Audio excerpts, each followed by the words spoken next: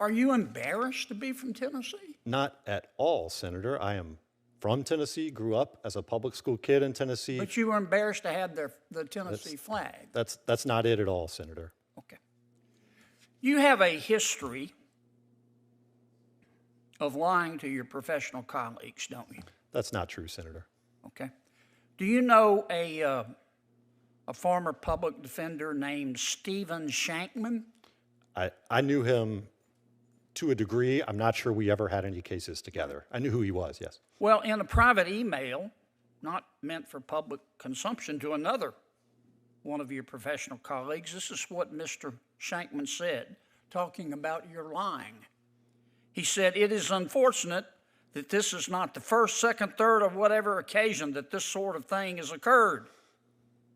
But everyone should be aware of this unfortunate pattern of behavior. You should be aware," he said to the other lawyer, before the other lawyer dealt with you.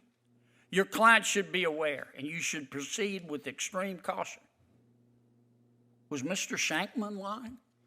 To the degree he suggested that I acted unethically, that was not accurate, and it wasn't in any occasion, much less on numerous occasions. Okay, let's talk about... The Senate hearing began like many others, formal, orderly, and seemingly predictable. Lawmakers took their seats, staffers shuffled papers, and the nominee prepared to defend his record. But beneath the surface, tension was already building. Senator John Kennedy entered the room with a clear purpose and a sharp line of questioning. What followed was not a routine confirmation discussion, but a moment that quickly spiraled into confrontation. Every answer given by the nominee seemed to open the door to a deeper challenge.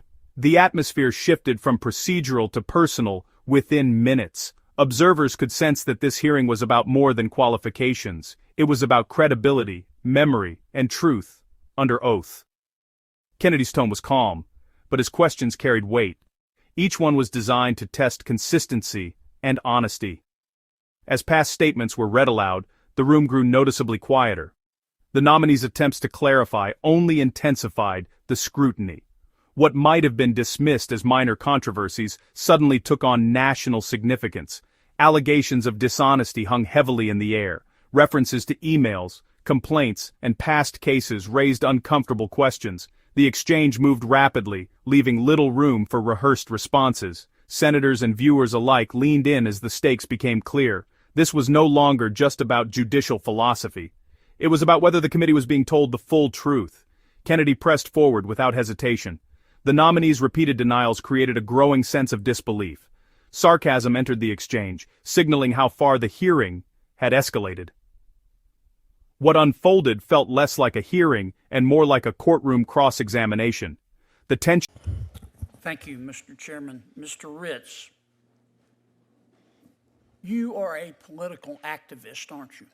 I would not consider myself that at all, Senator. Okay. When you were sworn in as U.S. Attorney, you gave a speech, didn't you? I did. Okay. Here's what you said. I want to quote from your speech. "But you should know that justice for me is about more than putting people in prison. For me, it's also about who votes and how hard it is to cast that vote. It's about where pipelines go. It's about where bus routes go. Justice is about whether people in all zip codes can get a loan, whether women have access to health care, whether citizens have affordable housing or clean drinking water. Sometimes those are Department of Justice issues. Sometimes they are not. But for me, they're all justice issues." Did I read that accurately? I believe so, Senator. Okay. Did you really remove the Tennessee state flag from your conference room? Senator, I appreciate you asking about this again. As the chief federal law enforcement... Welcome. Did you do it?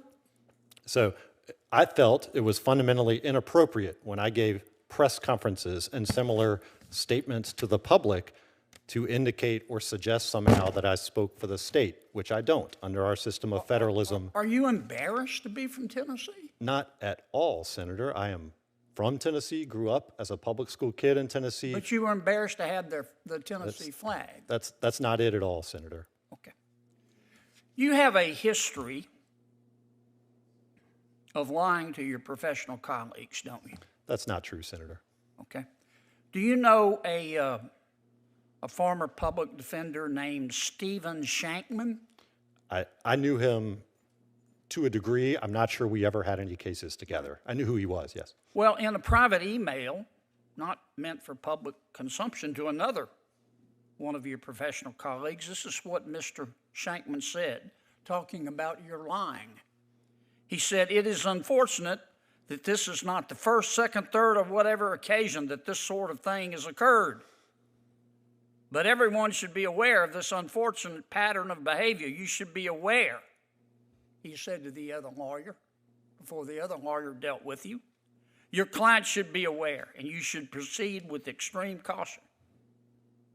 Was Mr. Shankman lying? To the degree he suggested that I acted unethically, that was not accurate, and it wasn't in any occasion, much less on numerous occasions. Okay, let's talk about this case, United States v. Von Rico Weber, which you claim to not remember. But before I do that, a few seconds ago, you lied to Senator Hawley, didn't you? I'm under oath, Senator. I did not lie. You said you have no knowledge of any complaint, professional complaint made against you, didn't you? I said I have no knowledge of any sort of formal complaint, and he read from a letter that I don't believe I ever saw. And you were shocked. You If never heard of that before. if there were a formal complaint, that, as I said, I had not known about that. Okay. You were amazed. I don't recall any of that. Any. I recall this Mr. Weber's You have case. amnesia about it. Again, I am unaware of any formal complaint or investigation. Certainly was not, You believe in the Tooth Fairy? Senator, I don't. You believe in the Easter Bunny? Now, in this case, United States v. Von Rico Weber, you lied to the defense counsel. And the defense counsel then had to go before the court and withdraw a plea for his counsel. And a complaint was filed, about which you apparently have amnesia. And the Justice Department replaced you. And the lawyer from the Justice Department who replaced you, this is what the lawyer said. The new attorney said about you. Said these allegations against Mr. Ritz are, quote, serious. And it is taken so seriously, referring to the Department of Justice, by our office.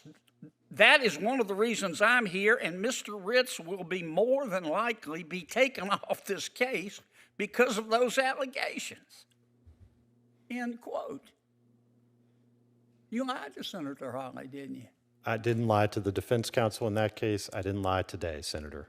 Now, my good friend Senator Ossoff asked you if you'd follow the law. And you said, yeah. But if you're lying to us today, we're stuck with you, aren't we? Senator, I have not lied and did not lie in that case. You just have amnesia. I did not lie in that case. There was a written plea agreement with the entire agreement of the parties.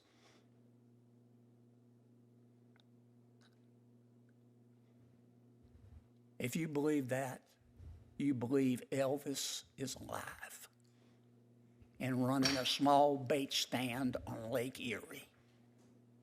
Shame on you.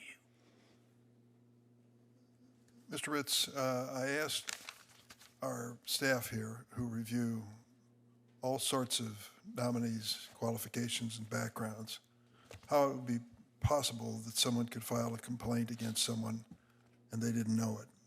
They said it is not uncommon at all for OPR to decide not to act on that letter of complaint and not to proceed with it and not even to notify the person accused. That's my understanding as well, but again, yes.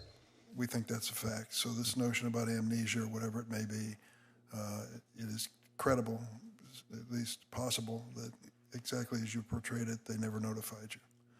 Senator Booker. Thank you, Mr. Ritz, for being here. I really appreciate it. Was undeniable. The implications reached far beyond the room itself. By the time the questioning gained momentum, it was clear this moment would not be forgotten. As the hearing came to a close, one reality stood out with striking clarity. Senator John Kennedy did not raise his voice, yet his questions landed with undeniable force. He methodically walked through statements, actions, and contradictions that demanded serious answers. Each follow-up was grounded in the record, not speculation or emotion. Rather than allowing vague explanations to pass, Kennedy pressed until the inconsistencies became visible to everyone watching. His approach reflected a deep respect for the responsibility entrusted to the Senate.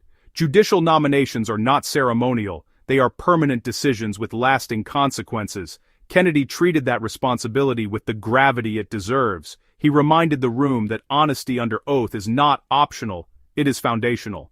When answers became evasive, he refused to soften the inquiry. Instead, he exposed how selective memory can undermine public trust. His questioning demonstrated that credibility matters as much as credentials.